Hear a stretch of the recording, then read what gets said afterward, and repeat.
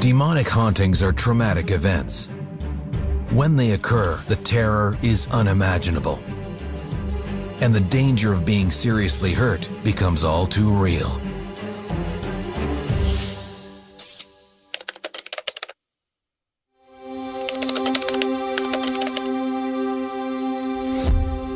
Paranormal Survivor Season 4, Web of Darkness, interview with Alicia Babcock, take 1.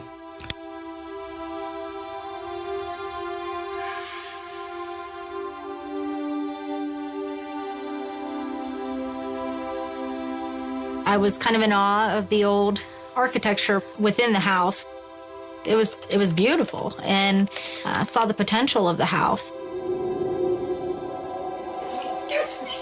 My first impression of the house was I felt comfortable. I really didn't have any eerie feelings. While Alicia saw the beauty of the home, her son Carter did not feel the same way.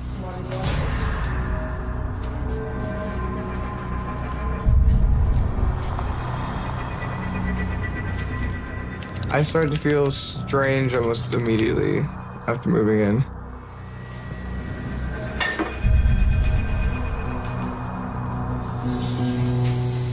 It just had a weird feeling to it.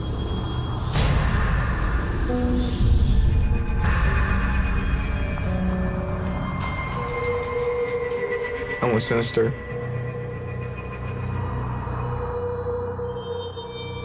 You okay? Yeah, I'm okay.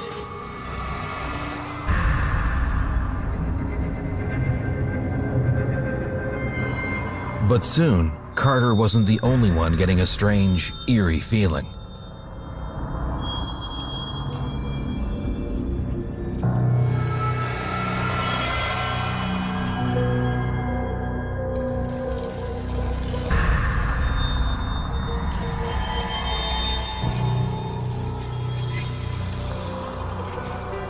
I probably started noticing something was amiss in the house.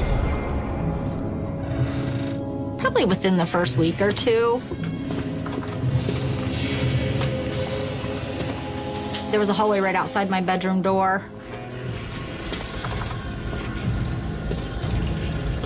I would hear walking in the halls.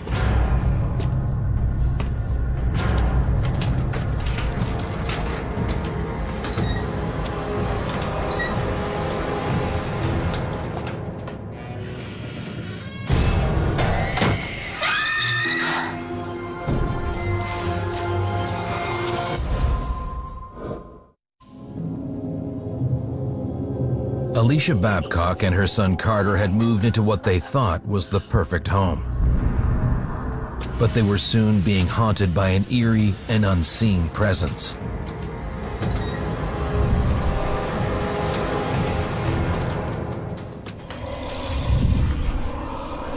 Alicia would hear footsteps and strange whispering coming from the hall.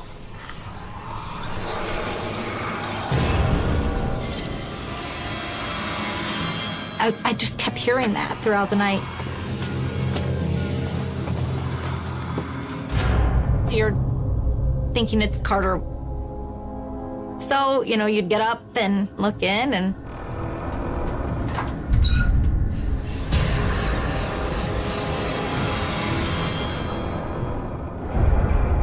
he's asleep.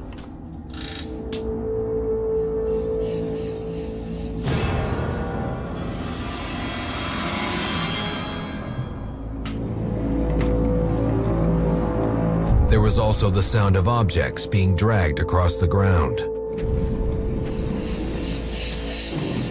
and of doors opening and closing.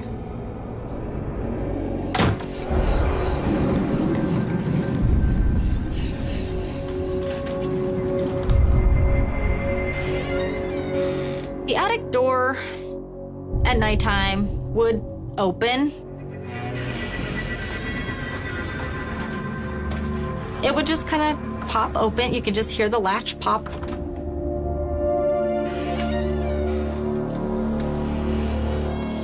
When I would go upstairs, even though you would hear footsteps dragging or boxes moving, nothing would be out of place.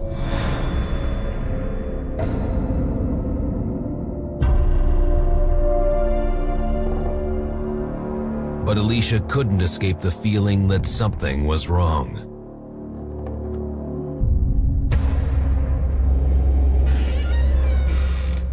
I knew that there were things going on that I couldn't explain. Right outside of my bedroom, the door would swing open. And then you'd hear it creak. Back and forth, back and forth, back and forth, back and forth. It was a hardwood, heavy door. There was definitely a lot of energy going through the house.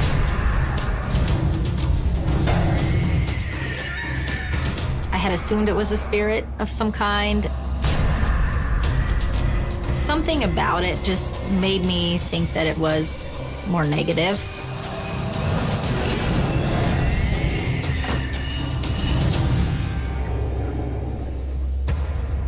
The strange activity soon escalated into something far more disturbing. Carter had some pretty intense experiences in his bedroom.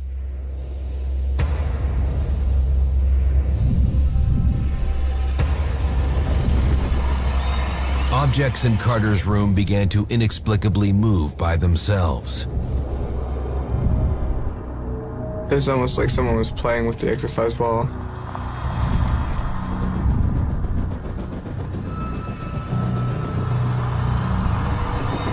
It would roll a few feet sometimes it'd go all the way across the room. Then I'd wake up and it'd be in a whole new place. But that wasn't the only disturbing activity taking place. Carter would hear things in his closet.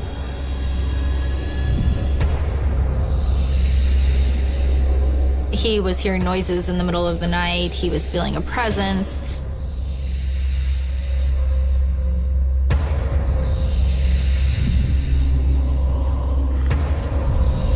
He would hear his clothes hangers, going back and forth on the rail.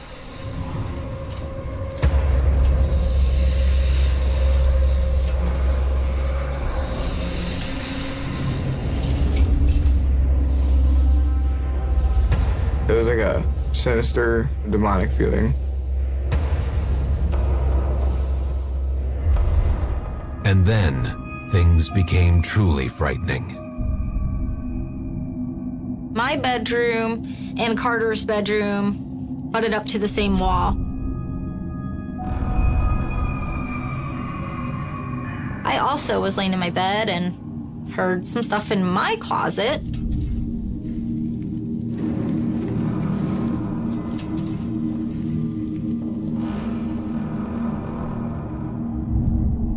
There was this shadow, and it went from floor to ceiling.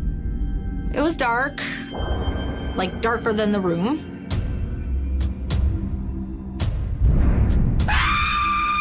It was one fluid movement. I mean, just almost like a gust of wind, like a whoosh right out. I mean, just right from my closet straight out into the hallway. The mirror at the end of my bed exploded. And all the glass hit the dresser on the other side of the room. That was the moment that I went, oh, okay. And I knew that there was something there. Didn't know what it wanted, but there was something there.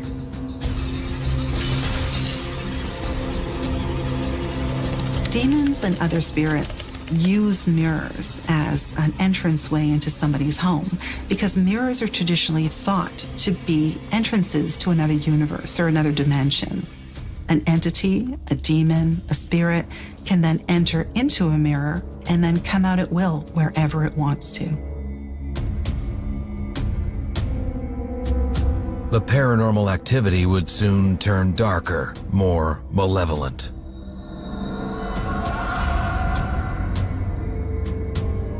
I was by myself one evening and I was just watching TV. I was laying on the couch and I started feeling kind of heavy. My chest was heavy. It got harder and harder to breathe. It almost felt like a blanket from head to toe was laying on top of me. And it just kept getting heavier, a little heavier, to a point where you start to panic. I was afraid for my life.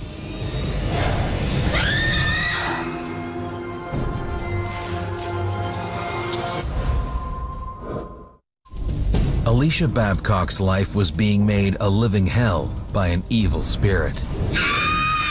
But soon, the sinister activity took a shocking and dangerous turn. It got harder and harder to breathe. I could feel pressure. When I wasn't able to get up, it was unnerving. It was scary. And then it just literally felt like it just disappeared. I had a weight on me, and then as quick as it came, it was gone. I do believe that it was something paranormal. I think the message was, I am here, and letting me know that it can physically interact if it wants to.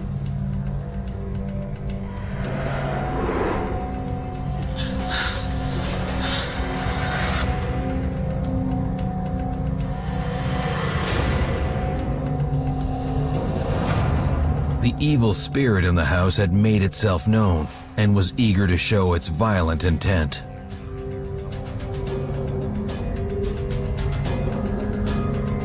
The first time I was scratched, I thought I did it in my sleep.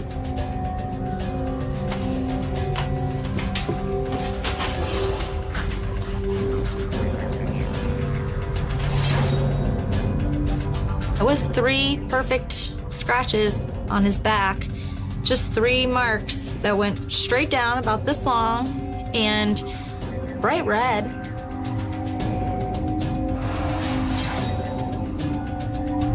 The number 3 often depicts the sign of the Trinity or the mocking of the Trinity. So when an entity scratches or is trying to mock someone, they will usually put 3 marks, 3 scratches, 3 bites onto the person. It's incredibly significant because it means that it's mocking faith. It's mocking of the Trinity, which is the Father, the Son, and the Holy Spirit.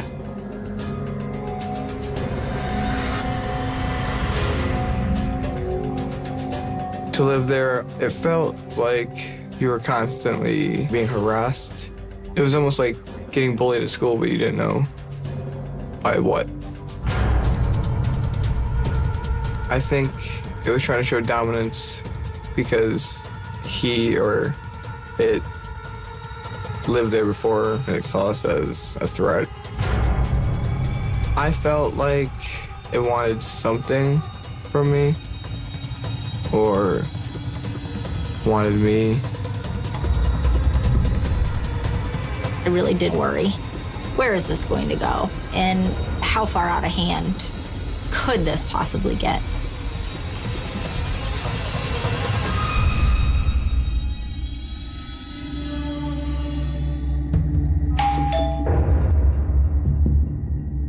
Fearing for their safety, Alicia reached out to paranormal investigator John Hines and psychic medium Deanna Reynolds.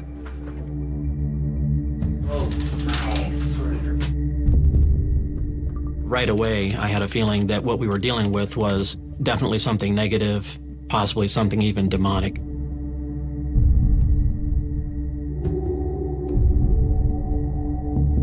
Deanna immediately picked up that there was something negative. Hey, oh, hey. You okay? And she told us she was feeling sick to her stomach and was very nervous about the investigation. Hey, you okay? Energy in this house. We immediately felt this feeling like something just isn't quite right.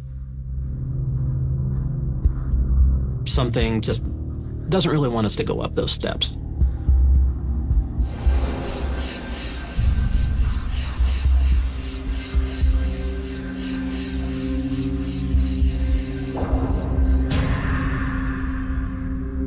John and Deanna pushed on and moved up to one of the most active spots in the home, Carter's room.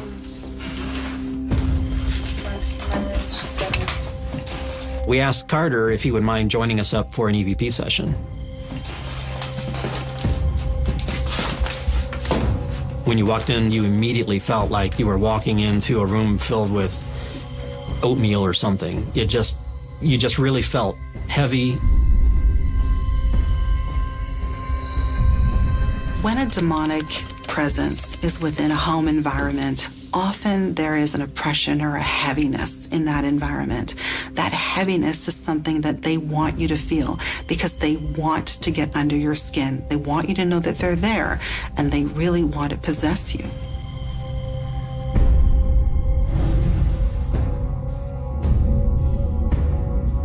Not even like 30 seconds later, we actually started getting a lot of activity.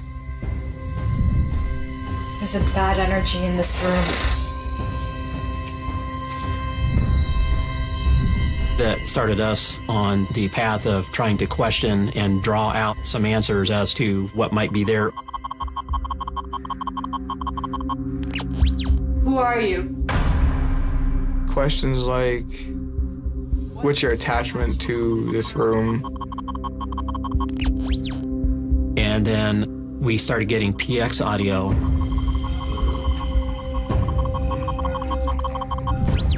PX audio, it's a device that is able to pick up on a number of different things in the environment. It picks up EMF, it picks up magnetic fields.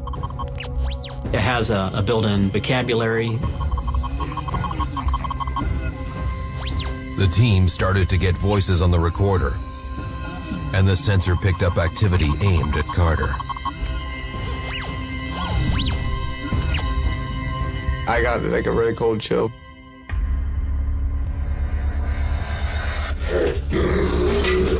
And at that moment, we heard the name Hector.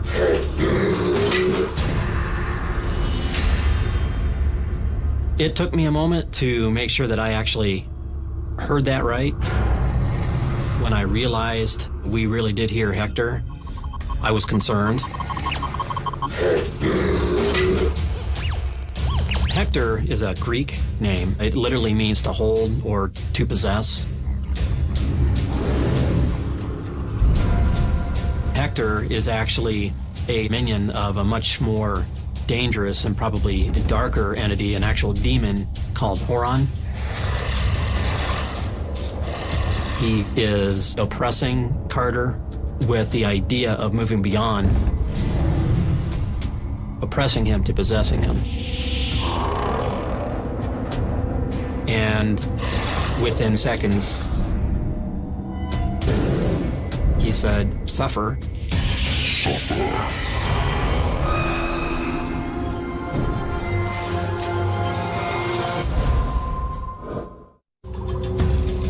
Alicia Babcock's son, Carter, was in danger of being possessed by an evil spirit.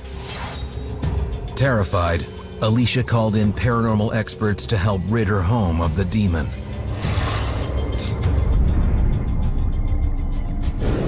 He said, "Suffer." Suffer.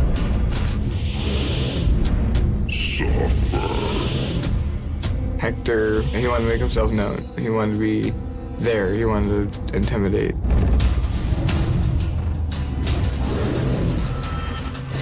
Suffer. To suffer. And then he said, "Yourself."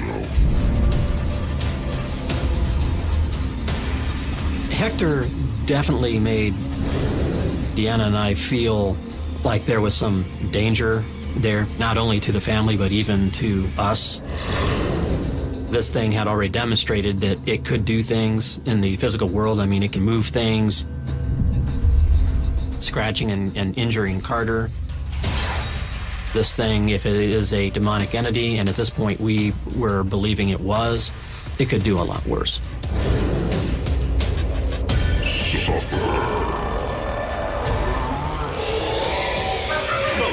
let's go.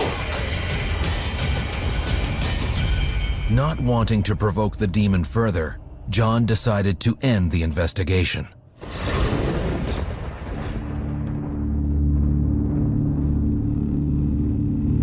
When we talked to Alicia about what we found, we did tell her that we felt there was danger here, especially with Carter. And we talked to them about having the house cleansed.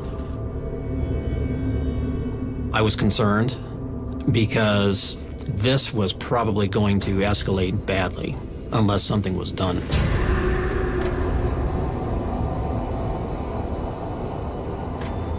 We cleansed and, we saged the entire house. And we just made sure that, we had good feelings, positive feelings, that we were telling whatever was there that it wasn't welcome and it could not stay. This is not your home. You are not welcome here. John had told us that mirrors can be portals from wherever the spirits are to where we are. The portal test is you put your finger up against the mirror, and if there's a space between your finger and your finger's reflection, it's portal. The full-length mirror that I had replaced, the one that exploded, was actually a portal. So we decided, rather than try to seal it, we were just going to get rid of it.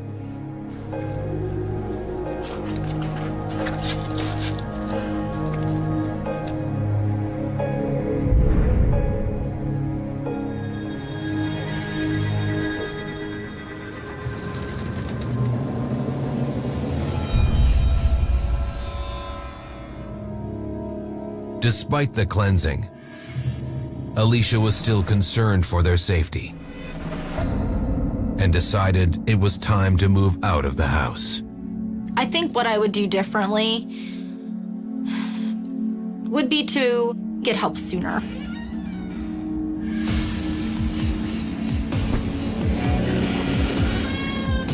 The experience definitely made me realize there is some kind of paranormal activity out there. The most terrifying thing with this experience was the fact that it could be physical.